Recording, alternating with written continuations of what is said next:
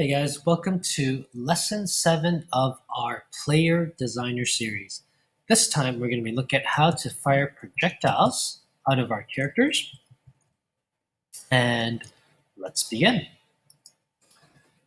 Okay, so the first thing you'll need to do is you'll want to import an actor that's going to serve as your projectile attack. Now, I've already done this previously, but I'm going to redo this process with you guys right now. So under actor types in your dashboard, I'm going to import I've called the previous one Fireball. So I'm going to call this one maybe Player Bullet. No, I don't want to move Ultra Mega Man, thank you. Okay, so once you've imported your Player Bullet, I'm going to add an animation. I'm going to import my frames, and I'm going to select my image. Stencyl is being a little bit slow this morning. Okay, I'm going to go into downloads, and this I think should be the bullet, and there's 3 frames in my bullet. I'm just going to use 3 columns. Make sure scale is 1 as usual, and let's add that in. That should be pretty basic for now. All right, so let's get into our character. So I'm not going to use Ultra Mega Man. I'm going to use Super Mega Man to demonstrate this with you guys. Now, I haven't imported the animation set. I'll do that in a follow-up part 2 or part B of this lesson 7. Instead, let's just get into firing the bullets right away. So under Add Events, we're going to add an event. And we're going to use input this time from our keyboard. And so you can select whatever button you want to use for shooting bullets out. I'm going to choose S for firing bullets. Okay, and I'm just going to rename this to Fire Bullets. And let's see here. To fire our bullets, so after we push the S button, we're going to create a character. So we're going to create one of 2 different actor types. Actually, we're going to create the same type of actor. We're going to create our player bullet. Okay, so I'm just going to select that, player bullet. Actually, I can probably just clone this code a little bit later on. Okay, where are we going to create our bullet? Now, as you recall, we have 2 different directions where we can fire our bullets, either to the right or to the left. So we're going to make use of a little bit of information. We're going to use an if, and then we're going to say otherwise, and we're going to check. I'm going to pre-grab one of these equal signs rather than coming back. I'm going to go to Game Attributes, and I'm going to check the direction of my character. So I'm going to check Character Direction, and as you'll recall, we had set character direction to left and right when we pushed left or right. So we're going to make use of that, information when we're firing our bullets. So if we're firing our bullets to the right, if we're facing right, that's the direction we're going to be firing our bullets. And otherwise, we're going to fire it to the left. Okay.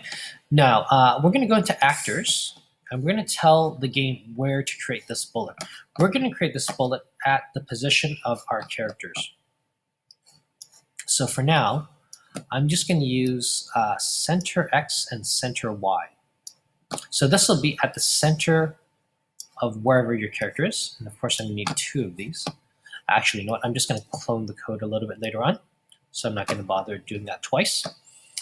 Once the character is created at the position, I'll just test this out with you guys. Actually, hold on. I need to set the scene to this one. Right, let's test that code one more time. You can see the bullet will just pop out at the position of our character. And it's resaving twice. But the bullet, we haven't told the bullet to move anywhere yet. And so it's loading a second time. And so I'm going to push S, and I don't see anything happening. There's no bullets being created. And that might be because, let's check this here, Super Mega Man, because I haven't put this code in yet, of course. So let me maybe just clone this. Copy, paste. Okay, if we put that all in, and I'm going to test the game out one more time, the bullet's just going to stay at the position of our character. And so what we'll actually need to do is we'll actually need to go into motion, excuse me. And let's just do this. Yep, so we got a bunch of bullets being fired. They're not actually being fired. They're just being generated wherever my character happens to be. Okay, and we're going to modify that. And we're going to set the speed of our bullet. Okay, I'm just going to do this twice since it's quite quick. Okay, if it's moving to the right, if we look at our scene, again, I've talked about this in my previous tutorials, okay, moving the mouse to the right, you can observe the x-coordinate increases. Okay, and likewise, if you move your mouse to the left, you'll notice the x-coordinate decreases. What that means, of course, is if we intend to shoot our bullets to the right for the last created character, because we're creating this character, and so we're setting the speed of our last created character to, what are we gonna do? To the right is gonna be a positive value, so I'm gonna do 50, and then for this one, I'm gonna use -50 of our last created character or actor. Okay, let's test that out one more time. You'll also notice that these bullets don't disappear, even if they touch the ground, and then we'll be fixing up all of those collision detections right away. Okay, that's looking pretty good. Okay, right, that's roughly what we're trying to get working. And the reason for this, you'll see the bullets are, if we fire it, slow down and touch the ground, okay? So let's fix up all the physics of that because it is actually roughly working. So right now I'm gonna go into your bullet that you just imported under physics. Now we don't want bullets to be affected by gravity in our video game. In real life, it'll be affected by gravity and it's gonna get pulled down, but not in our game. We're gonna make sure that it cannot rotate, although in this case, it won't really matter.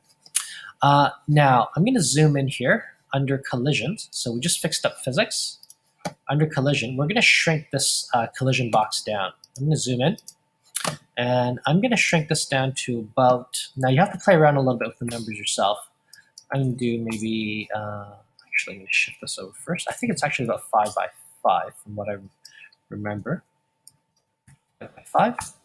And that's roughly the size of the collision box, right? We just sort of want it over this thing. And maybe I'll just make it just a tad bit bigger, 6 by 6 maybe. I'll move it up just a tad, maybe 10 units. Okay, so you want all of that to kind of cover up, okay? And so the bullet's gonna be quite small, and so it won't collide with too many other things. That's just a tiny little speck. Now, the last thing we'll need to do is we'll need to add a bunch of events to this. And I'm gonna start with the very first one when it's updating. And this will be, if it's not on the screen, so remove off screen. And this will be, let me just check here. There should be something in actors. And I believe kill actor after leaving screen. On screen, let's just do a search for that. So if actor is not on our screen, so we've got if not. So if character is not on screen, kill itself. Okay, and then we're gonna do 3 different collisions here. And I'm gonna add all 3 collisions, and then we're gonna finish this up in a follow-up tutorial here. And I'll see you guys in the follow-up tutorial.